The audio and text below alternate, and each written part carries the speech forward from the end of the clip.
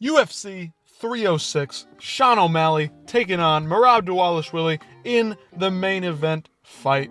Merab Dvalishvili is now the bantamweight champion of the UFC. Wow, what a performance.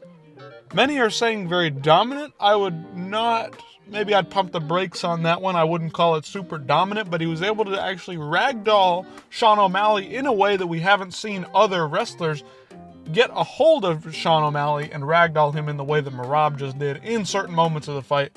Wow, wow, wow. And Alexa Grassos, she gives up her title to Valentina Shevchenko in a one-sided wrestling affair. 2 boring fights to top off the card. But let's start from the bottom. Raul Rosas was taking on Aoriqi Lang. This one we thought coming in, Raul Rosas, although a younger fighter in his career, is only 19 years old, has had a bunch of really fun, exciting, energetic, athletic performances where he puts on just an absolutely dominant ground game over top of some of his opponents. This one we thought Aoriqi Lang doesn't really have a lot for him, but he could pose some problems on the feet with his heavy hands. This one though, Raul Rosas was able to just smother Aoriqi Lang with his grappling. Nothing much came of this one. I really thought that this would be a performance when Raul Rosas at the Sphere in front of the Mexican crowd on Mexican Independence Day could show out for the crowd, put on a great performance, really step up and maybe put on a dominant, like get a early submission win. I don't know, something along those lines to really cement himself like, hey, I'm ready for the next level of competition. I don't need to keep fighting this low tier kind of guys like Aoriqi Lang. But Raul Rosas, he got the win. Nothing much to say. Wasn't super impressive, just was dominant in the grappling. Good for him. Next up was Edgar Chairez and Joshua Van.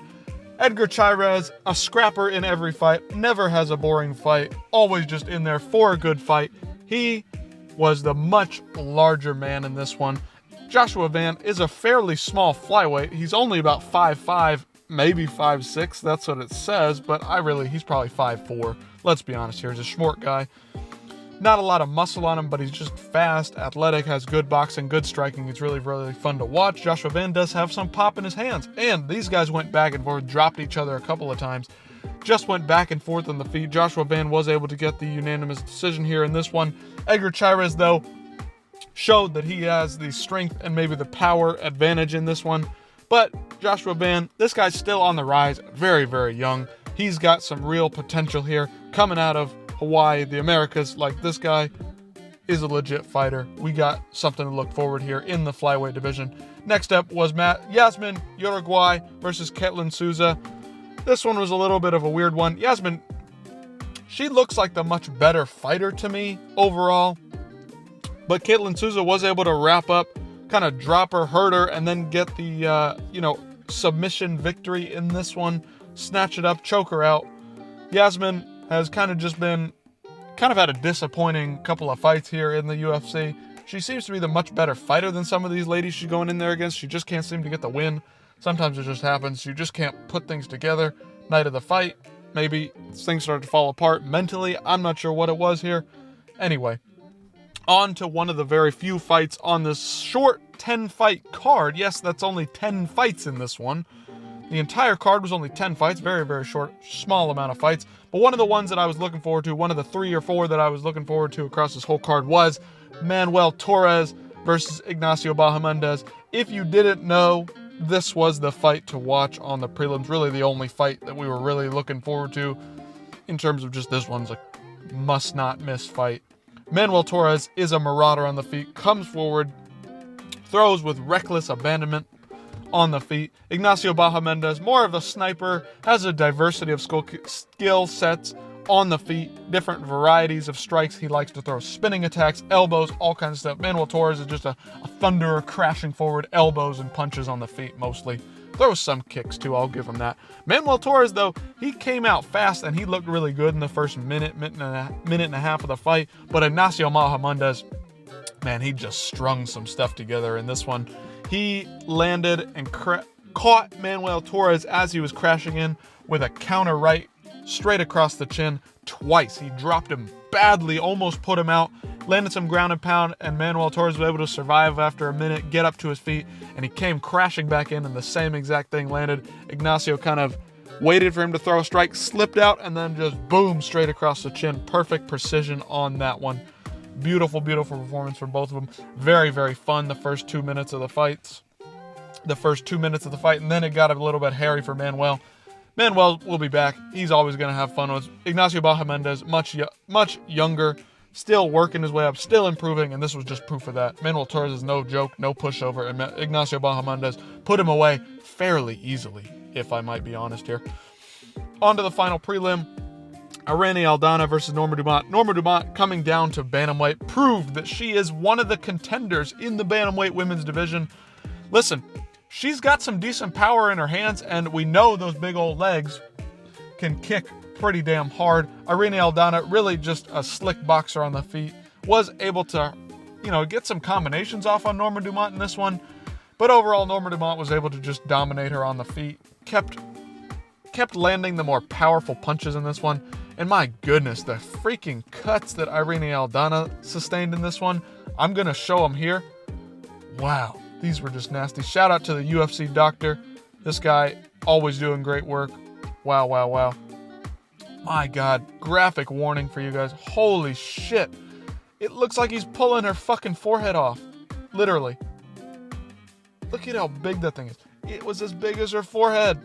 It almost connected down to the bridge of her nose cut. My God. Imagine, dude. And she fought through that and came thundering back with some good combinations in that third round, even despite this cut. God almighty. Here it is, all stitched up. Shout out to the UFC doc, doing a great job. He probably did this in about, 20, 30, an hour. I mean, like 25 stitches, dude. 1, 2, 3. Dude, she stitched up like wild across the eyebrow, across the nose, and across the forehead. One of the worst cuts we've ever seen in the UFC. Here we go. Here's his page. Shout out UFC doc, Dr. Greg. Pretty awesome guy. Always doing great work. I just don't understand how they let her take this kind of cut like this. It's just a prelim. It's a women's fight. Like, we don't need to see these women getting beaten and battered like this. I mean, they pull fights. They take men's fights, championship fights, and stop them with cuts that are way less severe than that. And I don't really understand. That was absolutely awful. You could see the artery running through underneath there. There's a string, a vein. Looks like what you would think of a vein, but that's actually your artery that runs up straight through the middle of your head. And just like the Gregory Rodriguez RoboCop fight a year ago, if that had split open, she would have literally been spraying blood, like whoosh, like squirting blood out of her forehead. That was a really close one. I don't know how they didn't stop that one. Herb, I guess, just was keeping an eye on it. It just didn't look too bad to him. It was probably covered up by all the blood that was coming out of it, and he didn't see quite how wide the cut was, and the swelling then made that cut, kind of that tissue kind of surface up. That was really, really bad, and I'm surprised they didn't stop that one. But that was caused due to a headbutt, not anything that Norma Dumont necessarily did directly to that forehead cut. But she did cut her over the eye and landed some jabs to the nose, so she was able to cut her there. Norma Dumont's up and coming here. She's going to be a challenger for the belt soon. She has put on some really solid performance, on a good win streak here.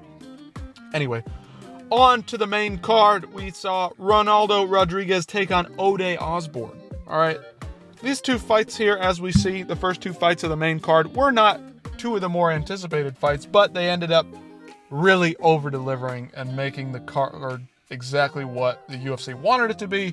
They will claim that this was their plan all along. We know that these two fights could have easily been two fairly boring fights. We know Daniel Zellhuber does not always put on the most entertaining performances, and Ronaldo Rodriguez, we don't know much about him in terms of what he's going to do on the big stage. Ode Osbourne puts out a lot of stinkers, but goddamn, these boys, all four of them. But let's get to the first one. Ronaldo Rodriguez, Ode Osbourne.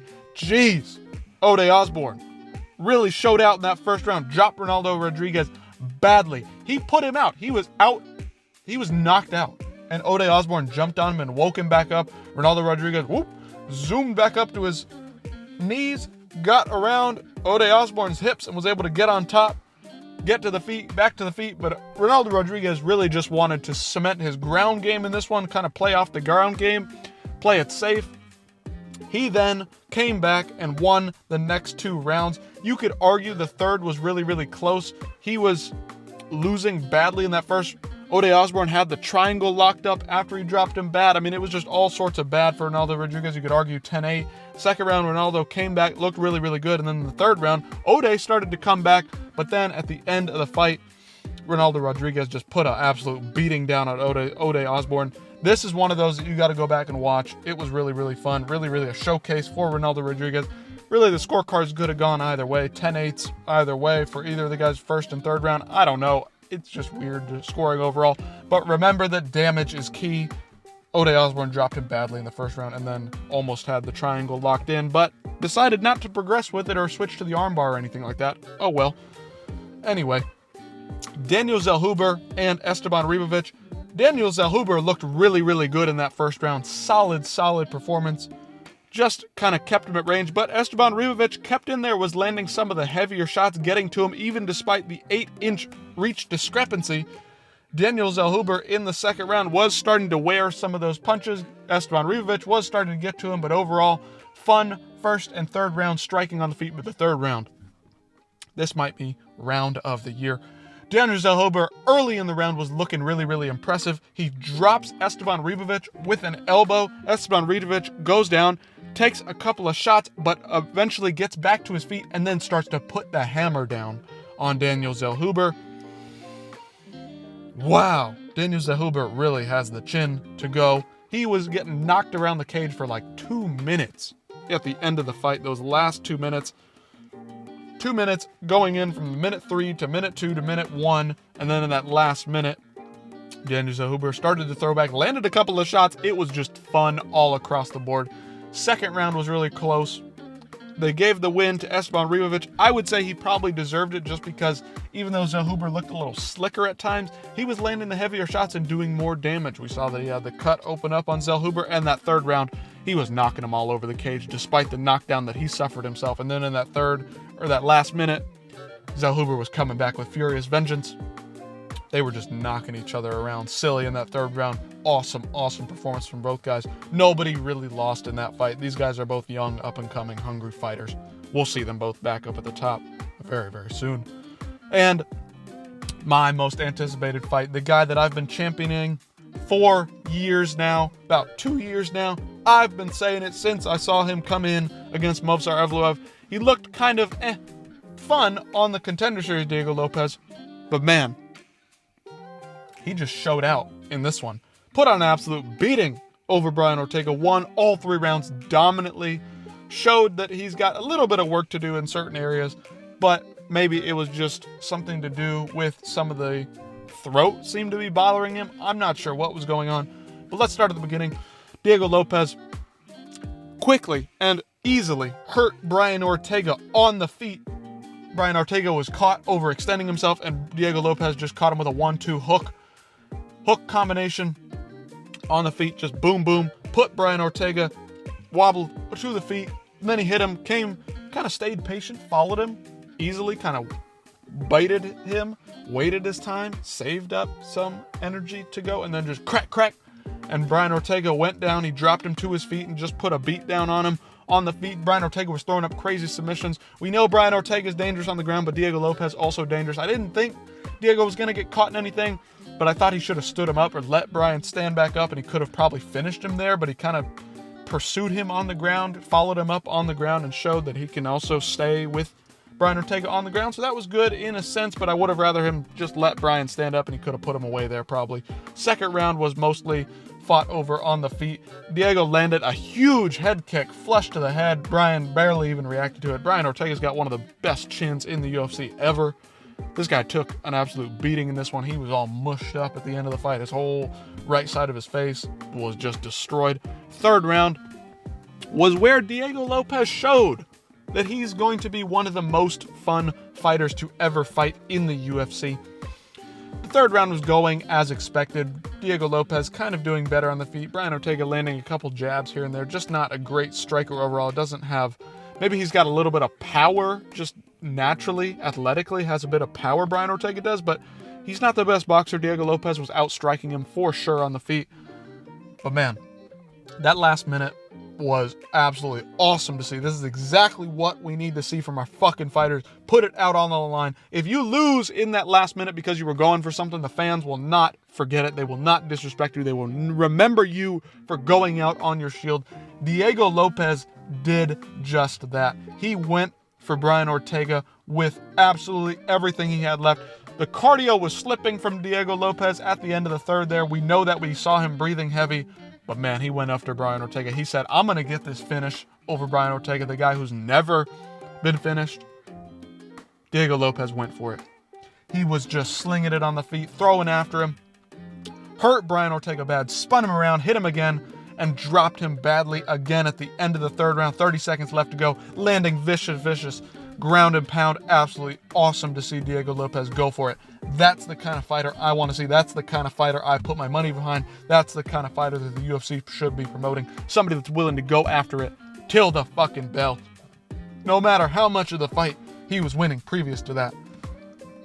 Shout out to Brian Ortega. The dude's tough as a mud. Tough as rocks. Can't take anything away from him, but just doesn't really have what it takes to compete at the top of the featherweight division anymore. Diego Lopez.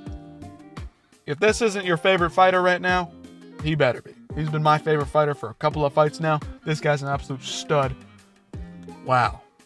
I want to see him take on the winner of Movsar Evloev and Aljamain Sterling next, if he's not getting a shot at Volkanovski while Max and Topuria are tied up with the belt. Diego Lopez, really great stuff here.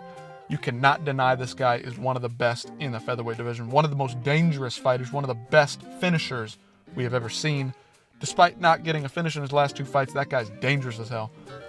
Anyway, co-main events up next. Alexa Grasso, Valentina Shevchenko. Valentina Shevchenko got a dominant grappling finish, or dominant grappling decision win here. Not a finish by any means. Not exciting at all. She just got to Alexa Grasso. Alexa Grasso has no takedown defense whatsoever. I don't know.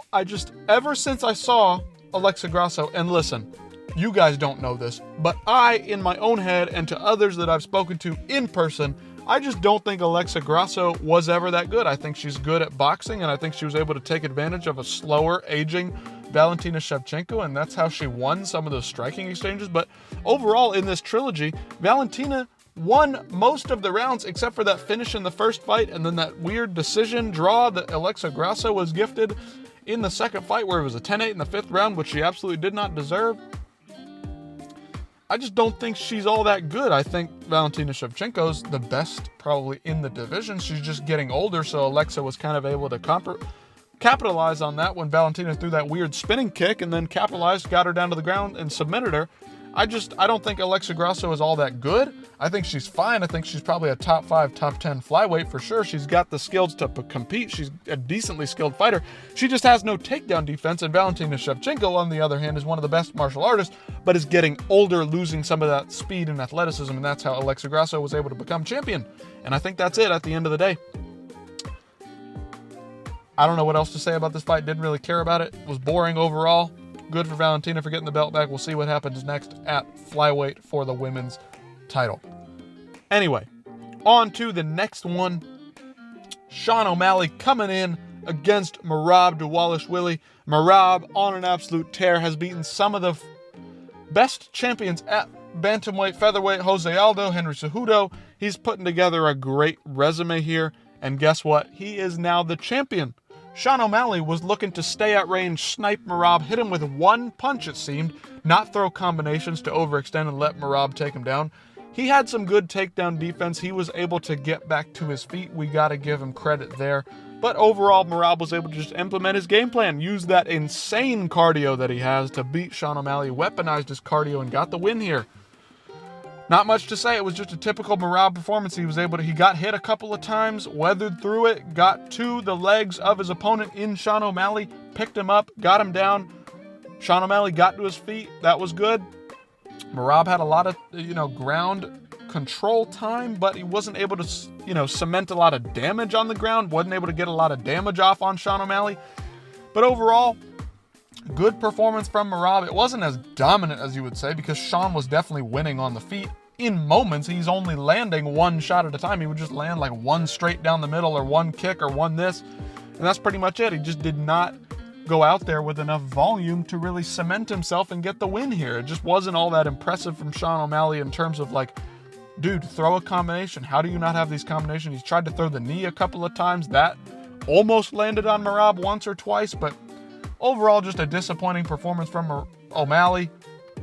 Good performance from Merab, but O'Malley just did not have the, he didn't throw enough on the feet to get the win. That's all I can say here. This just was a disappointing performance if you're a Sean O'Malley fan. I mean, Merab had 6 takedowns, but he was only 6 of 15. Like, that wasn't a fantastic performance. He had a lot of ground control time, but then Sean O'Malley was able to get back to the feet.